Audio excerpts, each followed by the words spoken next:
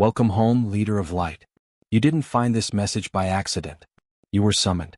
Not by a person. Not by a title. Not by an organization. But by your own soul.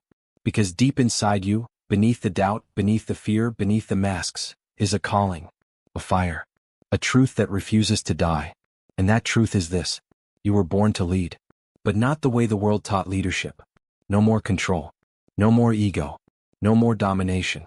Masked as strength. You're being called into a new era. The era of spiritual leadership. What is spiritual leadership? Spiritual leadership isn't about being the loudest voice in the room. It's not about titles, accolades, or control. It's about alignment. It's about integrity. It's about being so connected to your soul, to truth, to divine guidance, that people don't just hear you, they feel you. Spiritual leaders walk differently. They speak with conviction, but their words are rooted in love. They guide others, but they're constantly being guided from within. They don't demand power, they embody it. They understand this simple truth. You don't have to control people when you've mastered your own energy. True leadership begins with inner work. If you want to lead others, you must first lead yourself. And that means facing your shadows, healing your wounds, unlearning the ego-driven patterns that once defined success, sitting with silence, making peace with not knowing, and still moving forward in faith. The world doesn't need more perfect people. It needs more authentic ones. People who are willing to be real, so others feel safe to be whole. People who can say, I don't have all the answers, but I trust the one who does. I'm still becoming, but I won't wait until I'm finished to serve. My pain didn't break me, it prepared me. Because that's what makes a spiritual leader powerful. They lead from experience, not from ego. The world is starving for conscious leadership. We are in a time where systems are collapsing. Old paradigms are crumbling. The loudest voices don't always hold the deepest wisdom. But you are being asked to rise, to lead with your presence, to anchor heaven into earth, to model a different way. A way that is firm but not forceful, soft but not weak, clear but not closed.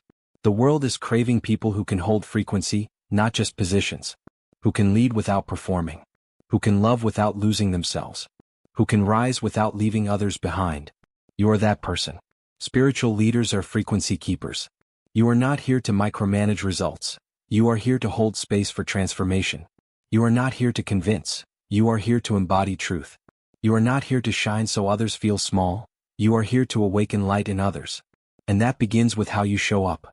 In your relationships, in your business, in your art, in your silence, in your presence. When people are around you, they should feel safer, clearer, braver, because your alignment gives them permission to realign. That's what spiritual leadership is. It's frequency before force. It's service before self-glory. It's impact over image. Traits of a spiritual leader. Radical integrity, you don't just talk it, you walk it. Deep listening, you don't just hear, you feel. Energetic discernment. You know when something looks good but feels off. Courageous truth. You speak the truth even when it's not popular. Humble power.